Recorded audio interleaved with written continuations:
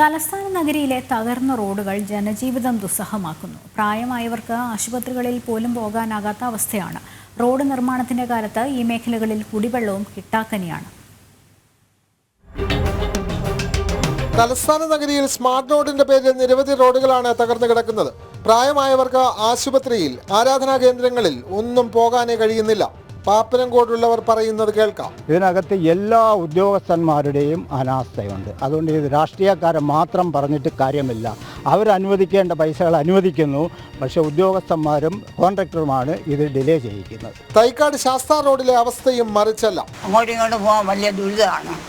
പിന്നെ ഞാൻ എല്ലാ മാസവും ഡോക്ടറെ കാണാൻ പറ്റുന്നുണ്ട് ഇന്ന് കിംസിൽ. ഇപ്പം പോകാൻ പറ്റണില്ല. ഞങ്ങൾക്ക് ഒത്തിരി ഷുഗറും ബി പി ഒക്കെ ഉള്ള ഒത്തിരി പേഷ്യൻസ് ഉണ്ട്. വയസ്സായ അമ്മമാരൊക്കെ ഉണ്ട്. ആർക്കും വരാൻ പറ്റുന്നില്ല. 4 മാസമായിട്ട് ചെക്കപ്പിനൊന്നും വരാൻ പറ്റുന്നില്ല. അവർ ബുദ്ധിമുട്ടുകയാണ്. പ്രഗ്നൻസി പേഷ്യൻ്റ് ഇതുപോലെയാണ്. ഒന്നും വരാൻ പറ്റാതെ ഒത്തിരി ബുദ്ധിമുട്ടിക്കൊണ്ടിരിക്കുകയാണ്. ഇത് ഭയങ്കര വല്ലാത്തൊരു കഷ്ടമായിട്ടാണ് ഈ റോഡ് ഇങ്ങനെ. ഒന്ന് അമ്പലത്തിൽ പോകണമെങ്കിൽ തന്നെ പേടിയാണ്. എൻ്റെ മോൻ ബാങ്ക് മാനേജരാണ്, മരുമോള് ഡോക്ടറാണ്. അവരൊക്കെ രണ്ടിടത്ത്. ഞാൻ ഒറ്റയ്ക്ക് ഈ വീട്ടിൽ താമസിക്കുകയാണ്. അപ്പം ഞാൻ സദ്യ കഴിഞ്ഞാൽ ഇങ്ങോട്ട് വെളിയിലോട്ട് ഇറങ്ങാറേ ഇല്ല. മോൻ എപ്പോഴും എൻ്റെ അടുത്ത് പറയും, അമ്മ ഒന്നിനും ഇറങ്ങരുതേ, വലിയ ഓടയിലൊക്കെ വന്ന് വീണാൽ ആരും കാണൂല.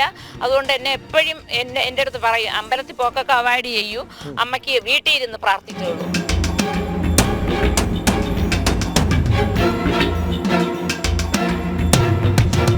നഗരസഭ കുത്തിപ്പൊളിച്ച് ഇത്തരത്തിലാക്കിയ തൈക്കാട് എന്ന് പറയുന്ന ഒരു ശ്മശാന മൂകതയുള്ള പ്രദേശമാക്കി മാറ്റിയതിൻ്റെ പ്രധാന ഉത്തരവാദി തിരുവനന്തപുരം കോർപ്പറേഷൻ അല്ലാതെ മറ്റാരുമല്ല.